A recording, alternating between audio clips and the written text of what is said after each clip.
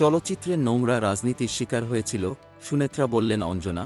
৯০ দশকের জনপ্রিয় নায়িকা সুনেত্রা মারা গেছে। ১.৫ মাস আগে ২৩ এপ্রিল কলকাতায় মারা যান তিনি।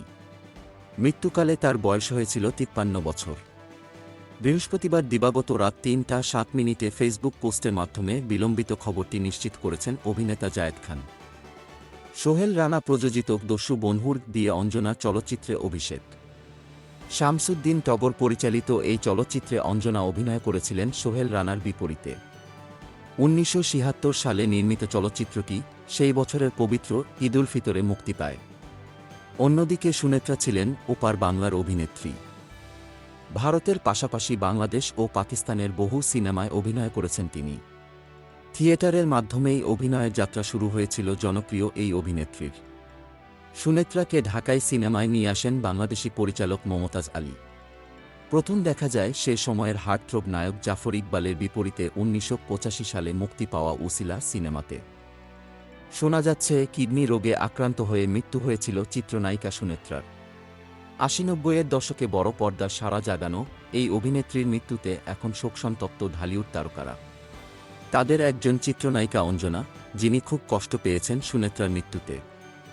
মনের কষ্ট থেকে সুনেত্রাকে নিয়ে তার অভিব্যক্তি প্রকাশ করেছেন।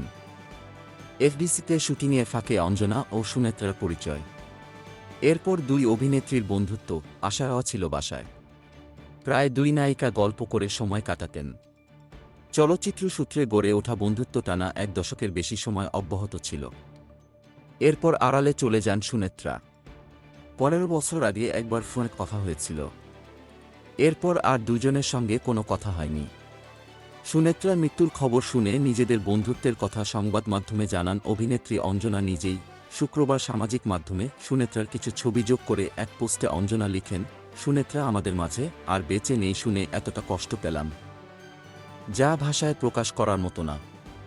অশ্রুসিক্ত নয়নে বারবার সেই মায়ামাখা মিষ্টি হাসির অপরূপ চেহারাটা চোখে ভাসছে।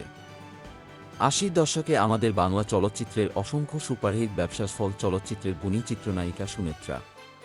কিংবদন্তি চিত্রনায়কদের সঙ্গে সে অনেক ভালো মানের। মনে রাখার মতো চলচ্চিত্র উপহার দিয়েছে। নায়করাজ রাজ্জাক, আলমগীর, সোহেল রানা, ফারুক, জাফর ইকবাল, জসিম, ইলিয়াস কাঞ্চন, উজ্জ্বল, ওয়াসিম, মাহমুদ কলি, জাভেদ, রুবেল ও মান্নার সঙ্গেও রয়েছে তার অভিনীত অনেক চলচ্চিত্র, কিন্তু তারপরও একরাশ কষ্ট নিয়ে সে একসময় কলকাতায় পাড়ি জমায়। সেখানেও সে কিছু সংখ্যক চলচ্চিত্রে অভিনয়ের পর একসময় লোকচক্ষুর অন্তরালে চলে যায়। আর কখনোই কারো সামনে আসেনি। অঞ্জনা তার লেখায় উল্লেখ করে লিখেছেন, অনেক কষ্ট নিয়ে মারা গেছেন সুনেত্রা। তোমার অন্তিমযাত্রা শান্তির হোক বোন। আমাদের ক্ষমা করে দিও, আমরা তোমার সঠিক মূল্যায়ন করতে পারিনি। অনেক ভালো রুচিসম্মত চলচ্চিত্র তুমি আমাদের উপহার দেওয়ার পরও তোমাকে দিতে পারিনি জাতীয় ও রাষ্ট্রীয় কোনো সম্মান। গুণীরা এভাবেই অনেক চাপা অভিমান নিয়ে চলে যায় না ফেরার দেশে। চলচ্চিত্রের নোংরা রাজনীতির শিকার হয়েছিল সুনেত্রা। এই নোংরা রাজনীতির কারণে ৮০ দশকে সুনেত্রার মতো অনেক গুণী শিল্পী জাতীয় চলচ্চিত্র পুরস্কার থেকেও বঞ্চিত হয়েছেন। তখনকার সময় জাতীয় চলচ্চিত্র পুরস্কারের জুরি বোর্ডে থেকেও যারা সুনেত্রার মতো এমন প্রতিভাময়ী গুণী শিল্পীদের প্রাপ্য সম্মান থেকে বঞ্চিত করেছেন। সবার প্রতি আমি ধিক্কার জানাই। অঞ্জনা জানান, একসঙ্গে দুটি চলচ্চিত্রে অভিনয়ও করেছিলেন দুজনে। খুব বেশি ছবিতে একসঙ্গে অভিনয় না হলেও অঞ্জনার গুলশানের বাড়িতে সুনেত্রাসহ চলচ্চিত্রের আরও অনেকের আড্ডা হতো বলে জানালেন এই অভিনয়শিল্পী। সে রকমই একটি আড্ডার স্থির চিত্র অঞ্জনা তার ফেসবুকে পোস্টও করেছেন। সেখানে দেখা যাচ্ছে চিত্রনায়িকা নতুন, অঞ্জনা, শবনম ও সুনেত্রাকে। ছবিটির প্রসঙ্গে জানতে চাইলে অঞ্জনা বললেন, আমার গুলশানের বাড়িতে, বিয়ের পরপর। ১৯৯২ সালের দিকে হবে। বিয়ের পর আমাদের বাড়িতে একটা পার্টি ছিল।